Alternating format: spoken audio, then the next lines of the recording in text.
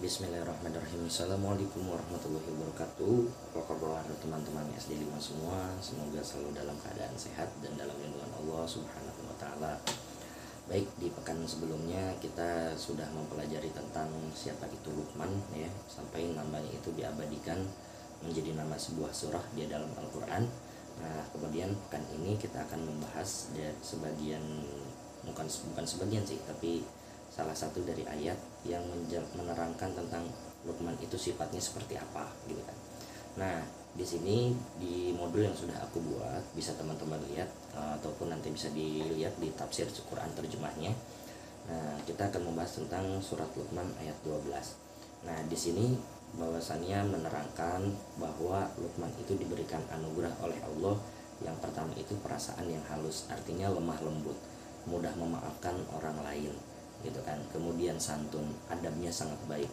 Kemudian yang kedua ialah akal pikiran. Nah, akal pikirannya yang sehat. Kalau misalkan akal pikiran tidak sehat, mungkin mohon maaf, stres, kemudian gila dan lain sebagainya. Nah, kemudian yang ketiga ialah sebuah kearifan yang dapat menyampaikan kepada pengetahuan yang hakiki. Artinya dia memiliki pengetahuan yang luas sehingga ketika dia memberikan penjelasan sesuatu kepada orang lain, orang tersebut itu akan menerima terhadap apa yang dia jelaskan gitu. Jadi tidak perlu banyak pikir, loh kenapa harus seperti itu, kenapa harus enggak begini. Nah, tidak seperti itu. Itu salah satunya, yang ketiga. Dan kemudian yang keempat ialah ketika semua itu semua itu sudah dilakukan olehnya, nah maka yang keempat ialah jalan yang benar menuju kebahagiaan yang abadi. Artinya ketika dia memberikan nasihat kepada orang lain, kemudian orang tersebut mau menjalankan dari apa yang telah dinasihati olehnya, maka orang tersebut akan mendapatkan kebahagiaan yang abadi seperti itu. Maka dijelaskan ya di dalam Al-Qur'an, walaqad ataina Luqmana hikmah anishkur lillah wa may yashkur fa innama yashkur li nafsihi wa man kafara fa innallaha ghaniyyun hamid. Yang artinya, dan sesungguhnya kami telah berikan, artinya Allah telah memberikan kepada Luqman yaitu, nah, bersyukurlah kepada Allah. Artinya Luqman ini memiliki sifat syukur, selalu bersyukur dengan apa yang Allah berikan, baik ataupun buruknya diterima olehnya. Kemudian dan barang siapa yang bersyukur kepada Allah, maka sesungguhnya dia bersyukur pada dirinya sendiri. Artinya dia telah mensyukuri dengan lapang dada dan menerima gitu. Jadi arti hidupnya itu ikhlas menjalankannya. Dan kemudian siapa saja yang tidak bersyukur, maka sesungguhnya Allah Maha Kaya dan Maha Terpuji. Artinya walaupun orang satu Indonesia tidak sholat, walaupun orang satu Indonesia tidak ada yang bersyukur, walaupun orang satu Indonesia ataupun satu dunia bahkan sekarang ya itu tidak ada yang memuji Allah, nah Allah tidak akan pernah berhenti menjadi Tuhan gitu. Artinya Allah ya tetap akan menjadi Tuhan bagi manusia semua. Kenapa? Kalau seandainya manusia keluar dari konteks tadi gitu kan, tidak mau sholat, tidak bersyukur, kemudian tidak juga melakukan hal-hal yang bernilai ibadah, maka manusia tersebut sudah keluar dari konteks penciptaan manusia. Kenapa? Karena Allah menciptakan manusia itu hanya untuk beribadah. Nah, sudah di dalam Al-Quran ada wa ma khalaqtul jinna wal insa illa liya'budun, yang artinya sesungguhnya aku menciptakan jin dan manusia itu hanyalah untuk beribadah ataupun untuk menyembah kepadaku, seperti itu. Nah, ini dijelaskan di dalam tafsir Ibnu Katsir ya. Nah, para ulama salaf ataupun ulama-ulama terdahulu gitu kan, itu berbeda pendapat tentang Luqman. Siapakah Luqman itu? Nah, dua pendapat dan mayoritas ataupun kebanyakan ya dengan pendapat keduanya. Nah, yang salah satunya itu ialah Ibnu Jarir. Nah, Ibnu Jarir itu berkata bahwasannya Luqman itu orang yang berasal dari Ethiopia.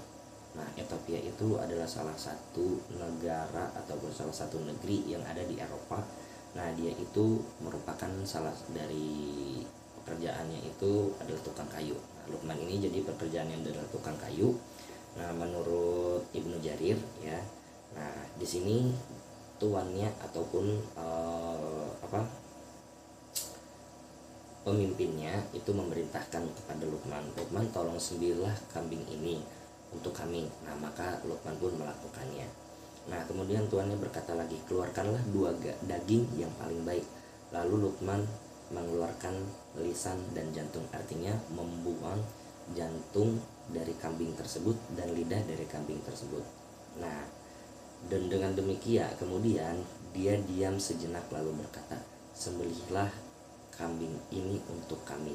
Lalu dia menyembelihnya. Tuannya berkata, keluarkanlah daging yang lebih buruk, dan lalu dia mengeluarkan lisan dan jantung. Artinya ketika tuannya ini memerintahkan Luqman untuk menyembelih kambing, nah jadi di situ bisa kita tahu bahwasanya di bagian kambing itu ada beberapa bagian badan yang buruk ataupun tidak boleh dimakan, yaitu lidah dan jantung, seperti itu. Kemudian tuannya berkata, perintahkanlah, aku memerintahkan, artinya tuannya ini memerintahkan kepada Luqman untuk mengeluarkan dua kambing yang paling baik. Artinya daging yang dikeluarkan ada yang harus dikeluarkan itu, lalu engkau keluarkanlah.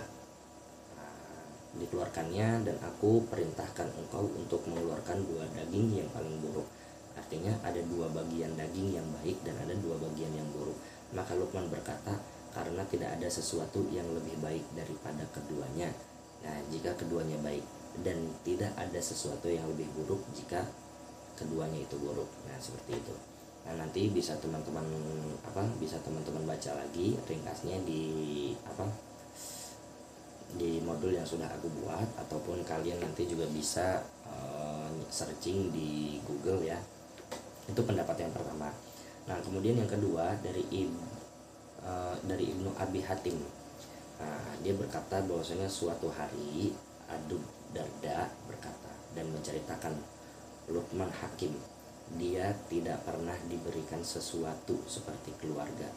Nah artinya perlakuan keluarganya itu selalu buruk, tidak mendapatkan harta, tidak mendapatkan kehormatan dan sesuatu hal. Nah akan tetapi dia adalah orang yang tangguh, pendiam, pemikir, dan berpandang mendalam. Artinya pandangannya itu baik, selalu melihat orang secara dalam sisi positif gitu, nggak ada sisi negatifnya. Nah dia tidak pernah tidur siang, buang air kecil dan tidak buang air besar tidak seenaknya, dan mandinya. Artinya segala perbuatannya itu semuanya nilainya baik gitu kan. Jadi pendapat yang pertama dan yang kedua itu tidak jauh beda. Nah, artinya bahwasanya Luqman ini adalah orang yang baik. Satu, pikirannya luas, kemudian pengetahuannya luas, kemudian tutur katanya baik. Nah yang penting adalah adabnya gitu. Jadi ketika ada hal apapun baik dan buruknya, dia selalu menerima, selalu bersyukur entah terhadap apa yang Allah berikan. Kenapa? Karena itu merupakan salah satu dari rukun iman ya, dari rukun iman yang keenam, yaitu menerima takdir baik ataupun buruk yang Allah berikan kepadanya, seperti itu. Baik, mungkin hanya singkat aja ya, kurang lebihnya mohon maaf. Sebelumnya kalau seandainya ada yang kurang ataupun ada yang salah, aku juga mohon maaf, karena yang buruknya itu datangnya dari aku pribadi, sedangkan yang baiknya itu datangnya dari Allah Subhanahu wa taala. Billahi taufiq wal hidayah. Wassalamualaikum warahmatullahi wabarakatuh.